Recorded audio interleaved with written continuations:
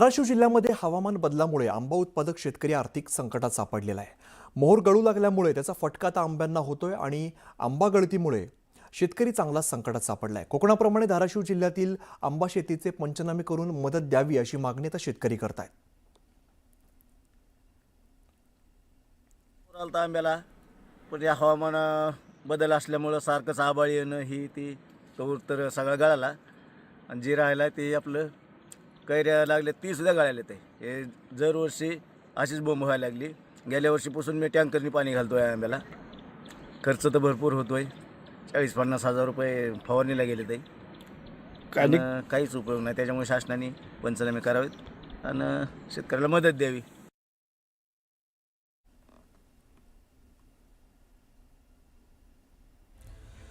तर मोहोर गळल्यामुळे शेतकऱ्यांचं मोठ्या प्रमाणात नुकसान होतंय। आंबा उत्पादक शेतकरी आता आर्थिक संकटात सापडलेला आहे, त्यामुळे नुकसान भरपाई द्यावी अशी मागणी शेतकऱ्यांकडून केली जाते। धाराशिवमधली आपण सगळी दृश्य बघतोय। मोहोर पडल्यामुळे आंब्यांना मोठ्या प्रमाणात नुकसान होतंय। मोहोर गळून गेल्यामुळे शेतकऱ्यांचं आर्थिक नुकसान मोठ्या प्रमाणात होताना दिसतंय, त्यामुळे आंबा उत्पादक शेतकरी आता संकटात सापडलाय। तर इकडे बीडच्या उक्कड पिंपरी या गावामधील शेतकऱ्याने वेगळ्या वाणाची निवड करत गहू उत्पादनात एक आदर्श निर्माण केलेला आहे। एरव्या परिसरात गव्हाच्या 1 एकर पिकातून 20 क्विंटल उत्पादन निघतं, परंतु या शेतकऱ्याने हे उत्पादन दुपटीने वाढवलंय। एकीकडे बीडमध्ये नापिकीमुळे शेतकरी आत्महत्या होत असतानाच उक्कड पिंपरी या ठिकाणी प्रकाश ढाकणे या शेतकऱ्याने वेगळ्या प्रयोगातून शेतकऱ्यांना एक नवा मार्ग दाखवला आहे।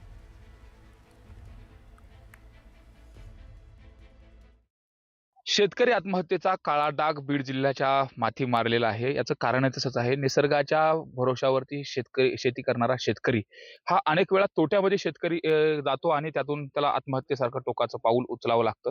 विशेषतः सावकारी पाश असेल, त्याचबरोबर अनेक कारणं शेतकरी आत्महत्येला आहेत। मात्र हीच शेतकरी आत्महत्या थांबवण्यासाठी अनेक शेतकरी हे वेगवेगळे प्रयोग करतायत। बीड जिल्ह्यामध्ये हे प्रयोग करणारे शेतकरी देखील काही कमी नाहीत, मोठ्या प्रमाणात शेतकरी आहेत। मी ज्या शेतामध्ये उभा आहे हे बीड जिल्ह्यातील उक्कड पिंपरी जे गाव आहे, या गावामध्ये शेतकरी प्रकाश ढाकणे यांनी सुंदर पद्धतीने गव्हाची शेती केलेली। विशेषतः याचं वैशिष्ट्य असं आहे, सेंद्रिय शेती करत असताना या शेतकऱ्यांना सुंदर असा गहू पिकवलाय। जर आपण या गव्हाची ही जर ओंबी पाहिली तर तब्बल 1 ईतभर ही ओंबी आपल्याला पाहायला मिळते। तर मोठ्या प्रमाणात याचं उत्पन्न देखील येणार आहे। विशेषतः ही जी जात आहे, ही जात कोणती आहे आणि नेमकं याचं काय वैशिष्ट्य आहे, आपण त्या शेतकऱ्याकडून विचारून घेणार आहोत।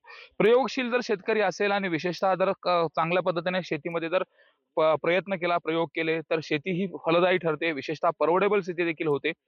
जरी तुमच्याकडे पाण्याची कमतरता असेल किंवा इतर काही संसाधनं नसतील तरी देखील आहे ही शेती परवडेबल कशी करायची हे या शेतकऱ्यांनी दाखवून दिले।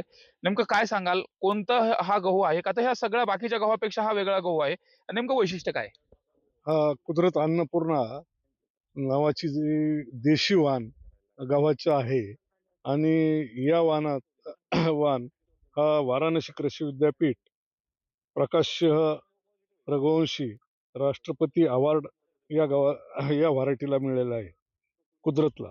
आणि हा गहू गुगलवर सर्च करून नेमकं तुम्हाला यातून किती उत्पन्न मिळणार आहे आणि या गावाकडे वळले कसं काय? हा मला गुगलवर सर्च झाला आणि यातून एकरी 32 क्विंटल नक्कीच उत्पन्न मिळेल याची मला अपेक्षा आहे।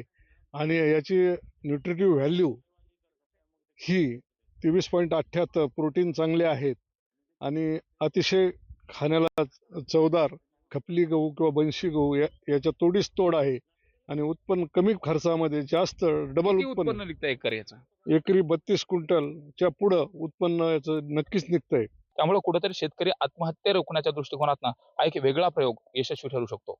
Suresh Jadhav, news 18 Marathi, Beed. America, Israel आणि इराण यांच्यामध्ये सुरू असलेल्या युद्धामुळे भारतातील शेतकऱ्यांना तोटा सहन करावा लागतोय। अहिल्यानगरच्या श्रीगोंदा तालुक्यातील द्राक्ष उत्पादक शेतकऱ्यांची द्राक्ष आखाती देशात निर्यात केली जातात।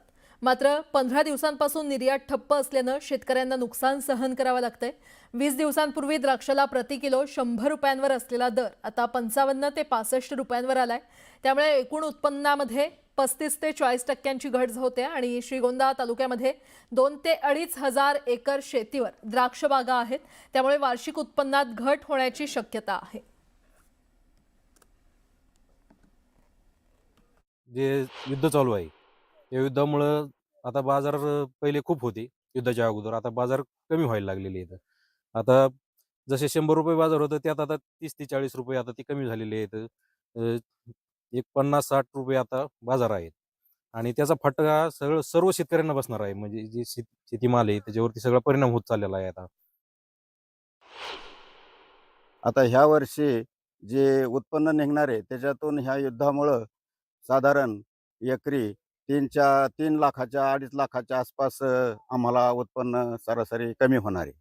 आणि जो औषधाचा, गाड्यांचा, मजुरीचा जो खर्च, खत, माती, खूप महागाई आहे.